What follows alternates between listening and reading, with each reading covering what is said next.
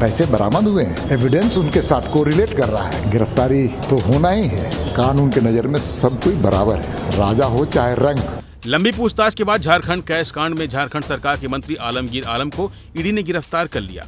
दरअसल मंत्री आलमगीर आलम को ईडी ने रविवार को तलब किया था और उन्हें 14 मई को रांची स्थित जोनल कार्यालय में एजेंसी के सामने पेश होने के लिए कहा था। इसके बाद मंगलवार को आलमगीर ईडी के समक्ष पेश हुए, जहां आलमगीर आलम से ईडी ने मंगलवार को 10 घंटे तक पूछताछ की और बुधवार को भी मंत्री आलमगीर आलम से सुबह 11 बजे से ही पूछताछ की जा रही थी और फिर शाम होते होते ईडी ने उनकी गिरफ्तारी की पुष्टि कर दी।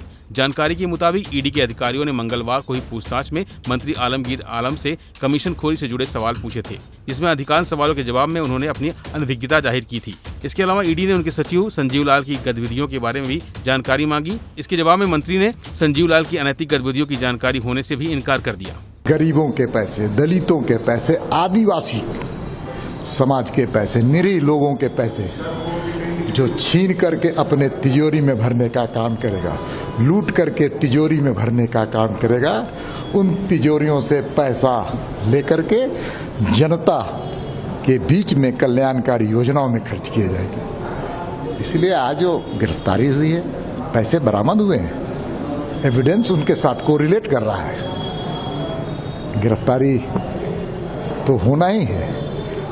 कानून की नजर में सब कोई बराबर है, राजा हो चाहे रंक। अब आपको बताते हैं कि आखिर मंत्री जी को ईडी ने गिरफ्तार क्यों किया। दरअसल बीते 6 मई को ईडी ने आलमगीर आलम के निजी सचिव संजीव लाल के घरेलू नौकर जहांगीर आलम के अपार्टमेंट पर रेड मारी थी, जहां 37 करोड़ रुपए से अधिक कैश बरामद हुआ था। रेड के बाद जहांगीर और संजीव लाल दोनों को गिरफ्तार कर लिया गया। छापेमारी के दौरान कैश को गिनने के लिए कई मशीनें लाई गईं। इसके अलावा एजेंसी के अधिकारियों ने जहांगीर आलम के फ्लैट से कुछ गहने भी बरामद किए। वह सूत्रों की माने तो अवैध खनन मामले की जांच के समय से ही ईडी के अधिकारियों की नजर मंत्री आलमगीर आलम पे थी और ईडी लगातार इन पर नजर बनाए हुए थी। 6 मई को जहांगीर के घर से जो पैसे बरामद हुए थे, उनकी तस्वीरों को देखकर लोग हैरान हो गए। इस दौरान ईडी की टीम वहां मौजूद लोगों से पूछताछ की। इसके बाद मंत्री के निजी सचिव और घरेलू सहायक को गिरफ्तार कर लिया गया। हालांकि झारखंड के मुख्यमंत्री चंपाई सोरेन की सहमति के बाद संजीव लाल को सस्पेंड कर दिया गया।